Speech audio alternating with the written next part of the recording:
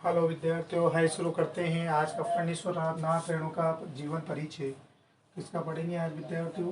फणीश्वर नाथ रेणु का जीवन परिचय पढ़ेंगे। तो फणीश्वर नाथ का जन्म 4 मार्च 1921 को ओराई हिंगना गांव, कौन सा गांव? ओराई हिंगना गांव, जो कहाँ पे है? अररिया जिला, अररिया जिला बिहार में, वहाँ पर इनका जन्म हुआ। फणीश्वर नाथ रेणु का जन्म 4 मार्च 1921 ईस्वी को ओराईहिंगना गांव, अररिया गांव जिला और बिहार में इनका जन्म हुआ है। फणीश्वर नाथ रेणु के पिता का नाम शीलानाथ मंडल तथा माता का नाम पाणो देवी था। उनकी 3 पत्नियां थी। पहले पत्नी का नाम रेखा, दूसरी पत्नी का नाम पद्मा और तीसरी पत्नी का नाम लतिका नाथ रेणु थी। कितनी पत्नियां थी? 3 पत्नियां थी, जिसमें पहली पत्नी का नाम रेखा, दूसरी का पद्मा और तीसरी पत्नी का नाम लतिका रेणु था। फणीश्वर नाथ रेणु ने अपने जीवन काल में वैसे अनेक रचनाएं लिखी हैं, जिनमें महत्वपूर्ण रचनाएं यहाँ पर हैं। तो देखते हैं। मेला आंचल, परती परिकथा, दीर्घ तपा, जुलूस, कितने चौराहे, ये सभी इनके क्या हैं? उपन्यास हैं। क्या है ये? मेला आंचल, परती परिकथा, दीर्घ तपा, जुलूस, कितने चौराहे, ये सभी इनके फणीश्वर नाथ रेणु के उपन्यास है। और उपन्यास किसे कहते हैं? ऐसी रचनाएं या ऐसी कहानियां जो कल्पना करके लिखी जाती हो या भविष्य के आधार पर हो, उनको उपन्यास कहते हैं। आगे, ठुमरी, अग्निखोर, आदिम रात्रि की महक अर्थात आदि रात्रि की महक, एक श्रावणी दोपहरी की धूप, ये इनके कहानी संग्रह है। वन तुलसी की गंध, श्रुत अनश्रुत, पूर्व, ये इनके संस्मरण है। और संस्मरण को शब्द चित्र भी कहते हैं। क्या कहते हैं? शब्द चित्र भी कहते हैं। और संस्मरण क्या होता है विद्यार्थियों? स्मरण शब्द से पता चल रहा है। स्मरण का मतलब होता है याद, अर्थात ऐसी कहानी, ऐसी स्टोरी जिसको अपन याद करके लिखे, जो पहले गुजर चुकी है उसको याद करके जो दोबारा लिखा जाता है वो संस्मरण कहलाता है।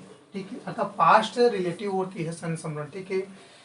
नेपाली क्रांति की कथा, उस नेपाल में जो क्रांति हुई थी उसके ऊपर इन्होंने रिपोर्ट लिखी थी, जो भी इनकी रचनाओं में छप के प्रिंट हुई है। ठीक है। फणीश्वर नाथ रेणु को अपने जीवन काल में अनेक पुरस्कारों से सम्मानित किया जा चुका है, जिनमें प्रमुख है हिंदी अकादमी का पुरस्कार, ज्ञानपीठ पुरस्कार तथा पद्मश्री आदि अनेक राष्ट्रीय पुरस्कारों से फणीश्वर नाथ रेणु को सम्मानित किया जा चुका है। तो आइए विद्यार्थियों आगे देखते हैं।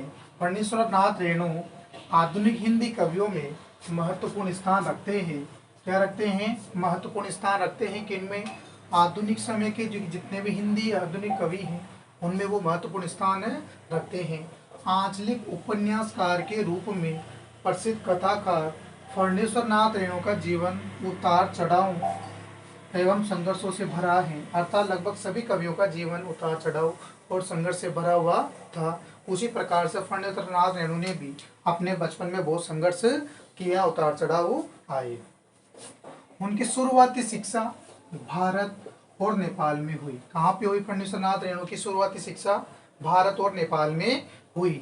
रेणु जी ने मैट्रिक अर्थात 10वीं मैट्रिक नेपाल के विराटनगर का जो एक विद्यालय है, विराट आदर्श विद्यालय, कौन सा? विराट आदर्श विद्यालय से प्राप्त की। कौन सी? मैट्रिक की जो परीक्षा थी वो विराटनगर आदर्श विद्यालय से उन्होंने पास की। स्नातक अर्थात बीए, स्नातक 1942 में काशी हिंदू विश्वविद्यालय, कहाँ से? काशी हिंदू विश्वविद्यालय से प्राप्त कर वे स्वतंत्रता संग्राम में कूद पड़े। अब आपको पता है 1942 में भारत में कौन सा आंदोलन चला था? भारत छोड़ो आंदोलन। कौन सा चला था? भारत छोड़ो आंदोलन 1942 में चला था। तो ये बीए की पढ़ाई करके काशी हिंदू विश्वविद्यालय से प्राप्त कर वे भारत छोड़ो आंदोलन में कूद पड़े थे। 1953 से साहित्य सर्जन के क्षेत्र में वो आए, अर्थात उन्होंने रचनाएं लिखना कब से प्रारंभ की? 1953 से उन्होंने अपने साहित्य लिखना शुरू किया। और उन्होंने क्या क्या लिखा देखो, कौन कौन सी शैलियों में रचनाएं लिखी, कहानी लिखी, उपन्यास लिखे तथा निबंध आदि शैलियों में उन्होंने अपनी रचनाओं को लिखा है। उनकी रचनाओं की भाषा शैली सरल एवं भाव प्रधान रही है, अर्थात आंचलिक उपन्यासकार होने की वजह से उनकी भाषा शैली सीधी और भाव प्रधान रही है। उन्होंने आंचलिक क्षेत्र, आंचलिक का मतलब होता है क्षेत्रीय, आंचलिक का मतलब क्या होता है, क्षेत्रीय शब्दों में मुहावरों का प्रयोग भी किया है और देशज जो अपने मनगढ़ंत मन के जो शब्द होते हैं उनकी भी गहरी अभिव्यक्ति उन्होंने अपनी रचनाओं में की है। अर्थात उन्होंने अपनी रचनाओं में क्षेत्र में अपने सामान्य एरिया पर बोले जाने वाले शब्दों का, मुहावरों का, मुहावरे एवं लोकोक्तियों का और देशज शब्दों का उन्होंने अपनी रचनाओं में सुंदर प्रयोग किया है। लोकगीत, लोकोक्ति, लोक संस्कृति और लोक भाषा।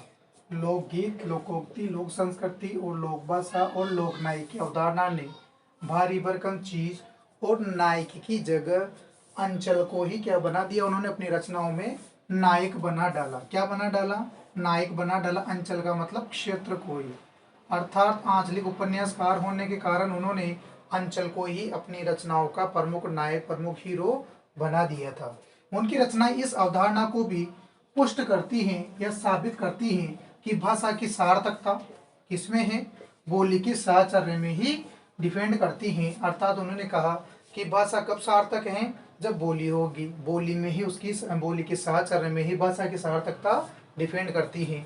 फणीश्वर नाथ रेणु की मृत्यु 11 अप्रैल सन 1977 में 77 में कहाँ पे हुई, पटना, और पटना कहाँ पे है, बिहार में हुई है।